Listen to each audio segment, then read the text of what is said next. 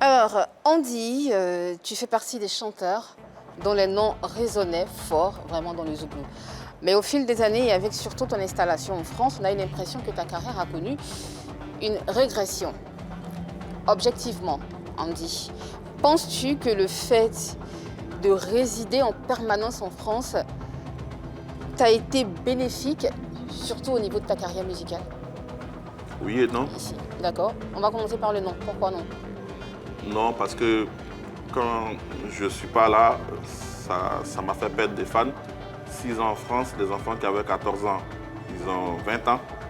Donc, ils ne savent même pas de quoi parle quand on dit Andy. Exactement. On ne sait pas qui c'est.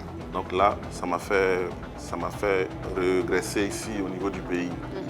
Au niveau de la diaspora, je peux dire avec beaucoup de modestie, mis à part, je peux dire que je fais partie des artistes qui tournent le plus en France. Parce que je suis resté là-bas, je n'ai pas dormi sur mes lauriers. Donc, le côté international, j'ai mis le paquet.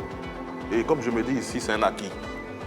Ici, c'est un acquis parce que je connais Yves Emma, je connais M. Didier, je connais Annie, je connais Elise Vinon. C'est des gens que je peux voir avec leur permission quand ils peuvent et quand je souhaite. Donc, je me dis, j'ai trop d'opportunités ici. Je vais plutôt me concentrer dans la diaspora. Donc voilà, oui, le oui là, c'est qu'en Europe, aujourd'hui, si tu dis Andy, les gens ils connaissent. Tu vois, ici, on va faire le travail.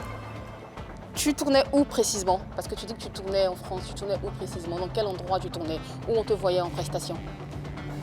Bon, déjà, tu sais que l'île de France, c'est déjà trop grand.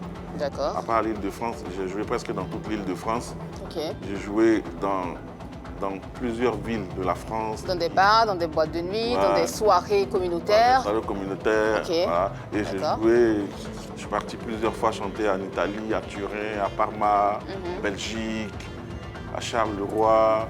D'accord, tout ça c'est en Belgique. Hein? Ouais, justement. Donc, D'accord.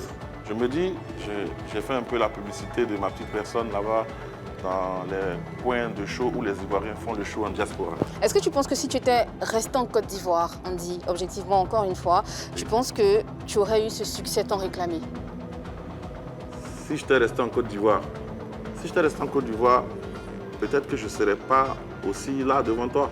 D'accord. Tu serais où par exemple? Je ne serais peut-être pas en vie, c'est jamais. Tu serais pas en vie? Ouais, c'est Dieu qui déplace les gens. Ça veut dire quoi tu serais pas en vie?